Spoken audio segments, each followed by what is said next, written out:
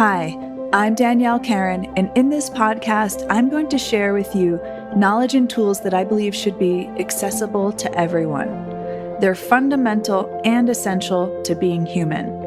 Embody Your Power is an integrative model that bridges science, spirituality, and ancient wisdom to give you the resources needed to live your fullest potential. As a psychotherapist for over 16 years and now as a coach, I help people know, reclaim, and embody their power on all levels. It's my mission to help you connect to your unshakable resilience, to know true power and freedom, to be sovereign, and to remember your divine nature. If you're wanting to learn tools to release layers of conditioning, heal from trauma, feel at home in your body, have inner peace, expand your capacity for joy, connect spiritually, and take a journey with me to embody your power, then this podcast is for you. Thank you for joining me. Together, let's raise our consciousness to help evolve humanity.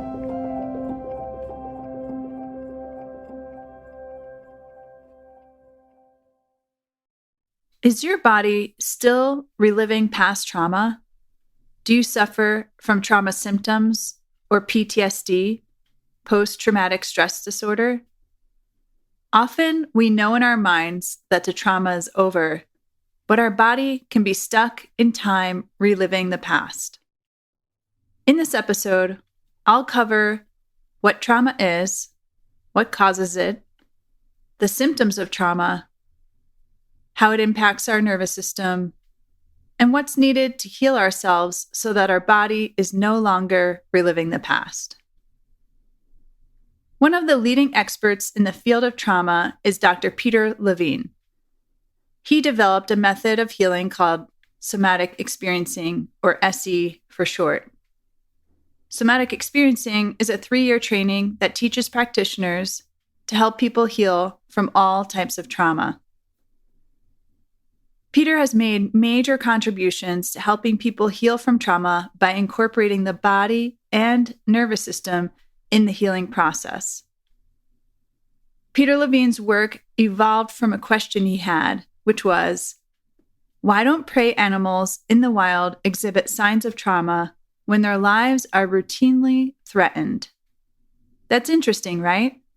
Animals' lives in the wild are routinely threatened, yet we don't see them overcome by fear, helplessness, lack of energy, or anxiety. What Peter found from studying wild animals that have a similar nervous system to ours is that they rarely disconnect their awareness from their body. Why is that relevant? Well, when our awareness is connected to our body moves things through to completion. It's the body's inherent wisdom to move toward health. When our awareness is disconnected from our body, for example, when we're thinking and rationalizing, or when we're distracted or avoiding our body, then the body's innate wisdom to move things through to completion gets thwarted. As a result, the original feelings and impulses can get stuck and cause a variety of symptoms. I learned about somatic experiencing after my first month-long meditation retreat, which was a part of my master's degree in Contemplative Psychotherapy. By immersing myself in meditating 8 hours a day, my way of coping with past trauma crumbled. Taking a break from my daily life and sitting in silence broke down my coping mechanisms. I didn't realize I had unresolved trauma until then. I thought, well, I survived a 40-foot fall. My body recovered from the injuries. I didn't notice any signs of trauma, so I went about my life as usual. Then years later, I'm sitting in silence for 8 hours a day for a month. All the holding patterns I developed to get me through life disintegrated. I realized that I had thought I was fine because I was numb and disconnected from my body. It's actually common. I see this all the time, that people are able to hold it together for years, and then some type of incident unearths their past trauma to a point where they can't avoid the symptoms their body's experiencing. I left that meditation retreat with trauma symptoms that I didn't have previously. I felt more sensitive and raw as I was flooded with uncomfortable sensations in my body. I experienced a lot of cold sweats. I couldn't regulate my nervous system. I was easily startled and hypervigilant, and I had horrible insomnia. So I found a somatic experiencing practitioner to work with. Through my own somatic experiencing work, I learned how to bring my awareness to my body, to be in my body, regulate my nervous system, move past experiences through to completion, and finally, feel at home in my body. And that was the first time, really, that I felt fully at home in my body. Wow, that was a major transformation from how I was living. For anyone who hasn't had their nervous system impacted by trauma, it's painful and disruptive to feel so out of control in your own body. Being able to regain control of my nervous system and befriend and feel at home in my body felt absolutely empowering. I was so excited and inspired that I enrolled in the Somatic Experiencing training. I'm grateful to have started my career with one of the best trainings in trauma. While I was at Naropa University getting my master's degree in Contemplative Psychotherapy, I was also getting trained in Somatic Experiencing and completed both in 2008. Somatic Experiencing changed how I look at the world, meaning I began to see the world through this new understanding. I became more sensitive and attuned to what can contribute to someone experiencing trauma. I could see so many places where people didn't understand what causes trauma and therefore were actually contributing to others being traumatized. With a much greater understanding of the body's physiology and nervous system, I'm aware of the signs of unresolved trauma and what the body needs in order to experience resolution. Watching Peter Levine work was always incredible and inspiring because he is a master at reading the body in all its micro movements. He is seeing things that most people don't detect. He's acutely attuned and tremendously sensitive to what the body is communicating and needing at any moment. His offering to the world has had a tremendous impact on many people healing from trauma. Trauma has a significant impact on the nervous system, so let's break it down in a simple way, and hopefully I don't lose you here. There's the central nervous system. That includes the brain and spinal cord. And there's the peripheral nervous system, which connects the central nervous system to the limbs and organs, essentially serving as a communication relay going back and forth between the brain and the extremities. The peripheral nervous system is divided into the somatic or voluntary and the autonomic or involuntary nervous system. The somatic processes information from our senses and controls movement and reflexes. The autonomic nervous system is also divided into two branches called the sympathetic and parasympathetic nervous system. The sympathetic nervous system mobilizes energy and the fight and flight responses. It's like stepping on the gas in your car.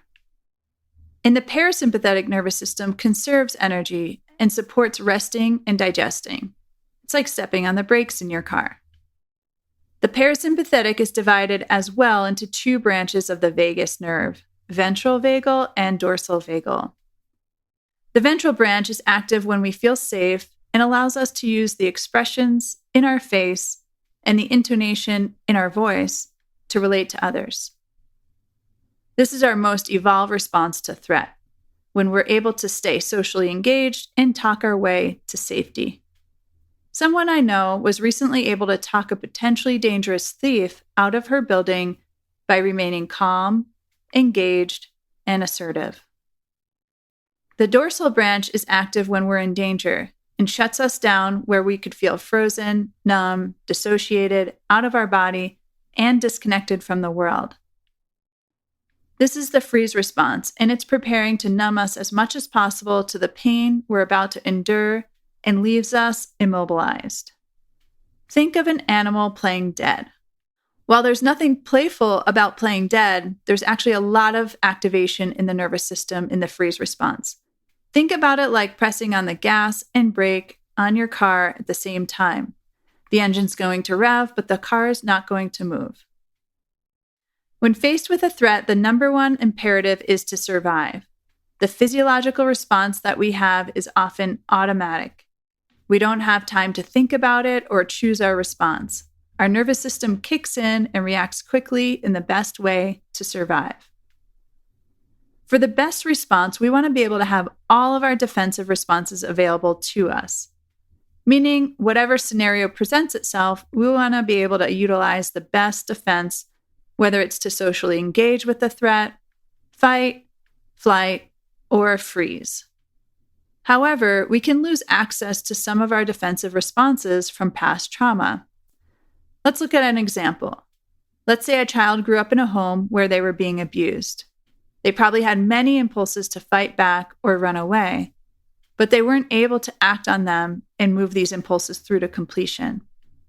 So their nervous system decided freezing was the best option. Now, when this child grows up and is an adult, they may default on a freeze response no matter what the situation is. They're stuck with freezing being the only option.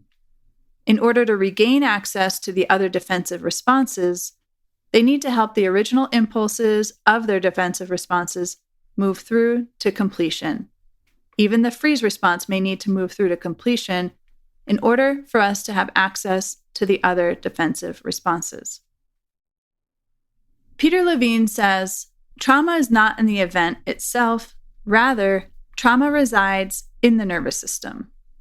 When we perceive threat, the body produces a tremendous amount of adrenaline to survive. Ultimately, the body wants to feel a sense of completion with using up this energy to protect itself.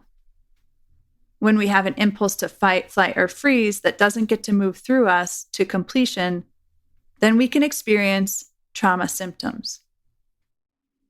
Let's look at some definitions of trauma. Trauma is any real or perceived threat to our well-being that we don't have control over. Trauma can be defined as a breach in our boundaries. And we have many boundaries, including physical, sexual, sensorial, spatial, psychological, emotional, relational, energetic, and spiritual. Trauma is anything that we experience as too much, too fast, as it overwhelms our ability to orient to the situation and elicit preferred defensive responses to protect ourselves. We can even have too much and too fast of a good thing. In my experience, meditating 8 hours a day for a month was too much, too fast for my body to integrate that kind of expansion without backlash. Peter elaborates, trauma happens when the organism is strained beyond its adaptational capacity to regulate states of arousal. The traumatized nervous system disorganizes, breaks down, and cannot reset itself. Peter also helps us understand traumatic symptoms in his quote, "Traumatic symptoms are not caused by the event itself. They arise when residual energy is not discharged from the body. This energy remains trapped in the nervous system where it can wreak havoc on our bodies and minds." Trauma can often be a loss of connection with others, ourselves, and our bodies. Therefore, it can contribute to feeling isolated and alone. In addition, trauma can cause us to hate our body because of how much dysregulation we're experiencing, which can lead to feeling out of control with the pain and discomfort in our body. The term complex trauma is defined as severe, pervasive, and prolonged exposure to traumatic events, as well as the wide-ranging impact of this exposure. For example, prolonged exposure to abuse versus a one-time incident. Complex trauma disrupts many aspects of the child's development and the very formation of a self, as the child is constantly in survival mode. Since complex trauma often occurs in the context of the child's relationship with a caregiver, it interferes with the child's ability to form a secure attachment bond. In addition to ongoing childhood exposure to boundary ruptures, abuse, violence, lack of safety, lack of essential emotional needs being met, or any type of threat to our well-being, trauma can also result from the following experiences: any type of abuse, difficult birth, bullying, assault, natural disaster, falls, accidents, head injuries or concussions, medical or dental procedures, loss or abandonment, and military or war experiences. We can also experience secondary trauma when we see or hear about a traumatic event that someone else experienced. Next, I'm going to list many types of symptoms we can experience as a result of trauma.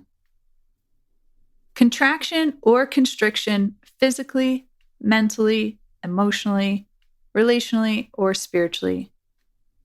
In any of these areas, we can experience pain, shutdown, rigidity or lack of flexibility, hypervigilance, limitation, denial, or avoidance behaviors.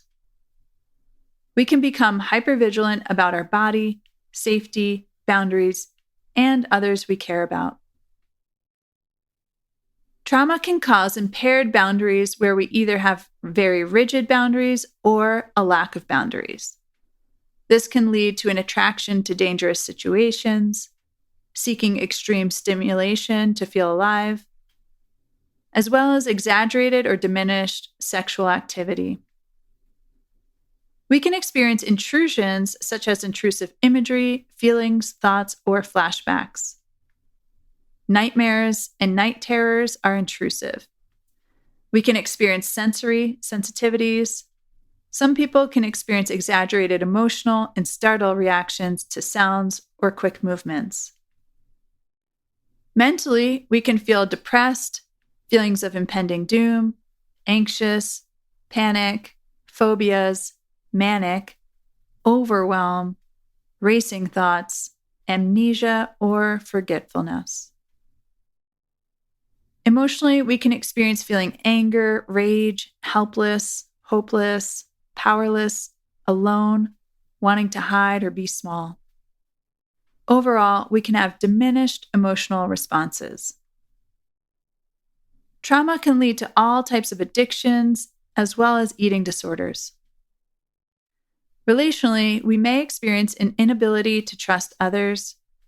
We can feel detached, disconnected, alienated, or isolated. Physically, we can suffer from increased or decreased heart rate, increased or decreased blood pressure, sweating, cold sweats, difficulty breathing, restlessness, immune system problems, chronic fatigue or very low energy, headaches, digestive distress, nausea or upset stomach, and muscle tension. When we completely shut down, we can experience freezing, dissociation, or immobility. Spiritually, when we've experienced freezing, dissociating, and numbing due to trauma, we can feel a certain degree of elation or ecstasy, which can be confused for an embodied spiritual connection. When we dissociate from our body and self, then we can also feel disconnected from Source and our spiritual nature. Can you relate to any of these symptoms? Most of these symptoms are directly related to a dysregulated nervous system. Likewise, many mental health conditions can be understood through the lens of the nervous system and our inability to regulate it. When there's activation in our nervous system that's stuck and hasn't been able to release, it has a hard time coming back into a regulated state where we feel comfortable in our body and life feels manageable. This is why Peter Levine's somatic experiencing work has been so important and influential in healing trauma. Another way to understand trauma is by looking at what's called the trauma vortex and counter vortex. Whenever there's trauma, a trauma vortex and counter vortex are present. For example, Let's say I cut myself by accident. There's the pain and injury to my body, which is the trauma vortex, and at the same time, there's a response in the body to go heal the cut, which is the counter vortex. If the body stopped putting energy into healing the injury and just focused on the injury, then we would be in trouble. The trauma vortex can be described as contraction. It's when we're in fear, survival, pain, tension, flashbacks, overwhelm, helplessness, shutdown, or disconnection. The counter vortex can be described as expansion.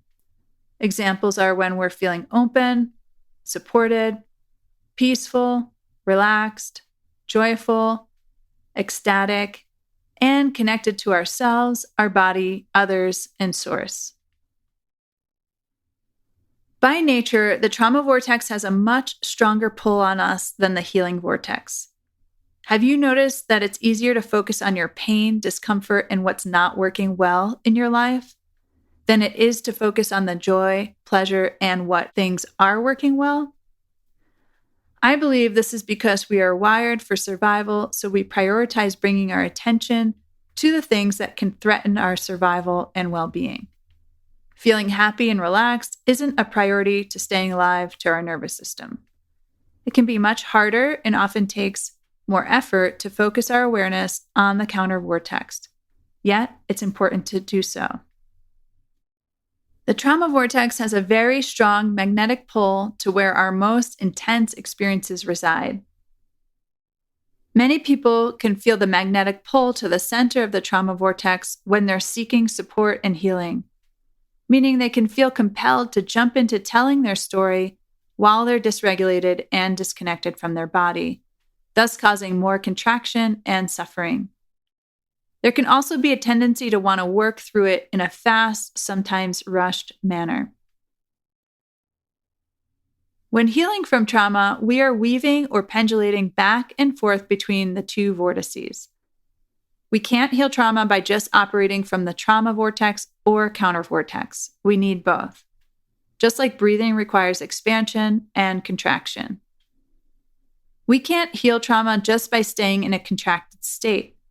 We start at the edges of the contraction, which would be the edges of the trauma, and we integrate expansion. We start at the edges to release a lot of the activation before getting to the most intense or painful part of the trauma. In this process, we build confidence in our ability to work with our trauma, and we release activation along the way. When we get to the center of the trauma vortex, it's manageable to be with, and our nervous system can integrate the experiences and heal. Ultimately, we will access the greatest degree of contraction from the trauma, and simultaneously, we experience the greatest degree of expansion that we can integrate at that time. Healing from trauma in this way means that we will have greater access to expansive feelings and states as a result. Let me repeat that. There's a way to heal from trauma that not only alleviates our suffering, it also increases our joy and expansion. So when you're feeling a positive and expansive state in your body, we're not going to skip over it. We're going to slow down, bring awareness to it, and give the body time to integrate it. You may notice that this sensation starts to expand and spread in your body as you stay with it. Remember, when you keep your awareness connected to your body, things move. Healing from trauma doesn't need to be painful. It can be energizing and empowering. Likewise, we can't heal from trauma by just experiencing the expansion and avoiding the contraction. If we're avoiding something, we've elicited a part to manage the pain and vulnerability, and so we're not truly accessing the expansion of our core self. It also takes a lot of energy to push something down to avoid it. This is called spiritual bypassing. Someone wants to believe that they aren't impacted by their pain as they're feeling bliss and peace. We need to access the contraction to help the feelings that reside there release and experience completion. We always do this in a manageable way so it can be integrated. Anytime we feel overwhelmed, we aren't actually able to integrate the experience. Our body is our window into the nervous system. If we want to know what's happening in our nervous system, then we need to be aware of the feelings and sensations in our body. When we access sensations, we're able to access the activation in the nervous system. By slowing down and being mindful of bringing our awareness to our body, we can help our nervous system experience resolution with the past. This will allow the nervous system to move back into health and regulation. However, we can see if someone is struggling with dysregulation in their nervous system, why they would want to disconnect from their body. Let's look at what role talking about our trauma has. It can be helpful to tell others what happened, so it doesn't feel like we have to keep it a secret or feel alone with the trauma. It's important to feel heard and understood by others. We can receive an external perspective from those we trust. This can help us know that it was not our fault and that we did the best we could to survive the situation. It can be very reparative to have someone validate our experience and feelings. And why is it not helpful to just talk about our trauma? Talking about a traumatic event over and over can actually groove painful memories even deeper into the brain for some people, causing re-traumatization and stuckness. Only talking about our trauma can likewise strengthen our protective parts and move us further away from accessing our core self. Many people know that the trauma is over, but their body is still reliving it in some way. Talking about the traumatic event without bringing awareness to the body doesn't address the impact on our body and nervous system. It doesn't help incomplete experiences move through to completion. Our nervous system isn't able to release the activation stored in it that's causing trauma symptoms. So just talking about our trauma doesn't help us regulate our nervous system and feel at home in our body. Why is it important to integrate the body and nervous system into the healing process? The body can tell us what is manageable and what is overwhelming. It's important for us to always work within a range of what's manageable so that experiences can be integrated. As we do this, we'll learn to regulate our nervous system from within, rather than from external sources, which is essential for embodying our power. When our awareness is connected to our body, we can assist the body in its innate movement toward health and healing. The body is wired to survive and wants to experience the ability to protect itself with successful defensive responses. As we become aware and listen to what the body is wanting or needing, it will guide us in releasing the activation from the trauma. It most likely has tried to feel a sense of completion with the trauma in the past, but was unsuccessful. We have to slow down and bring presence and awareness to our body to help it experience resolution. What we know from neuroscience is that the brain doesn't distinguish between real and imagined experiences.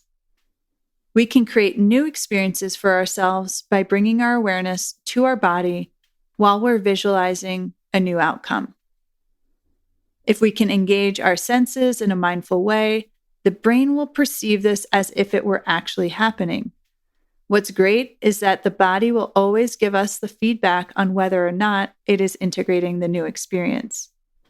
This is how we can rewire the brain and heal from trauma.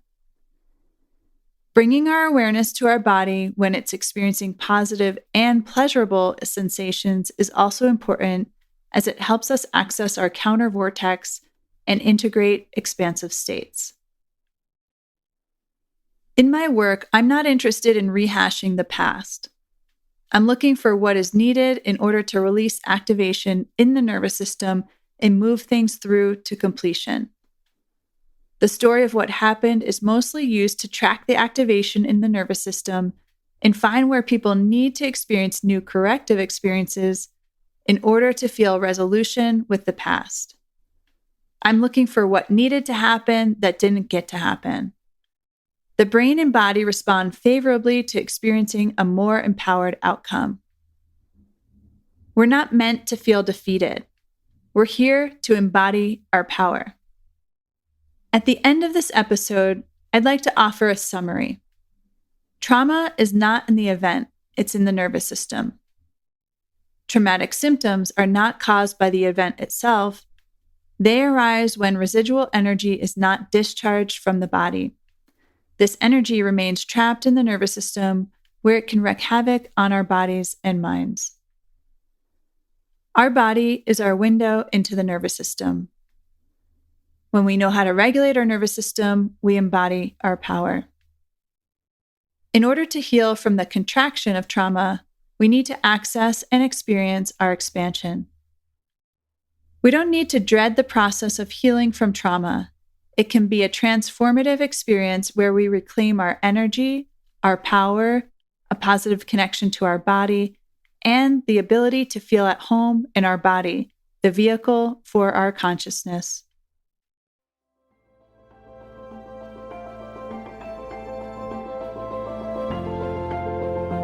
Thanks for listening to this podcast.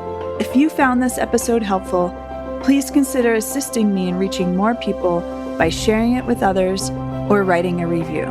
Together, let's raise our consciousness to help evolve humanity. For more information, please visit my website, daniellecaron.com. That's DANIELLECARRON.com.